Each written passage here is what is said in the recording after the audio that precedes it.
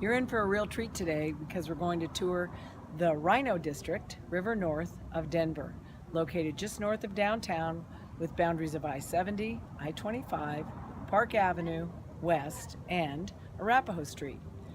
It's one of the fastest changing, fastest growing neighborhoods in the Denver metro area, with a huge concentration of new restaurants, breweries, art galleries, and other creative spaces. Let's take some time to walk through them. Look at the beautiful building art behind me and all over the neighborhood of Ryan. The area is almost unrecognizable with the changes that have occurred here in the past 5 years. What used to be an industrial park with a hodgepodge of factories and decrepit buildings has quickly turned into a trendy art and restaurant district that is peppered with cranes and the clashing of old and new.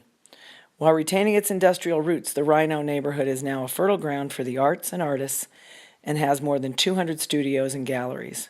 Because Rino has a history of industry, many of the art galleries are housed in what used to be factories and other warehouses. One example is the Blue Silo Studios, housed in a building that was originally a 1900s creamery and was converted into artist studios in 2003. Startups, technology, and creative companies who have been migrating here are bringing new buildings and converted warehouses that are now offices, food halls, brew pubs, and entertainment venues. The Source is an artesian food market located in an 1880s building on 33rd and Brighton Boulevard. It hosts a number of very popular restaurants, including my favorite, Comida, a food truck turned cantina serving authentic Mexican street food.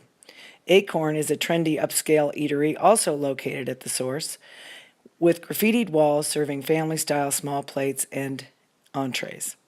Other retailers in the Source offer everything from freshly baked bread, craft cocktails, to contemporary flower arrangements. Crafting cocktails and microbrews is another art form incredibly prevalent in Rino, and is home to a number of unique bars and microbreweries that offer one-of-a-kind flavors and environments. Drop by Nocturne and encounter a classy jazz atmosphere that recalls the 1940s, before heading over to the more modern Mile High Distillery for some fantastic handmade liquors.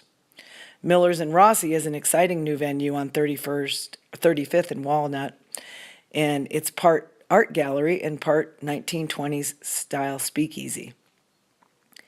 Spending these past few days in Rino, I'm fully aware that my hometown is changing at breakneck speed. The amount of building projects and cranes are too numerous to even begin to count. Our landscape is changing and our small town image has all but vanished. Denver is on the map in a big way. Some days, this much growth is hard to embrace, but it's fun to enjoy and be a part of this creative, artsy neighborhood and all it has to offer. Thanks for joining me today, and I'll see you next week when we shift gears and get out of the hustle and bustle of the city.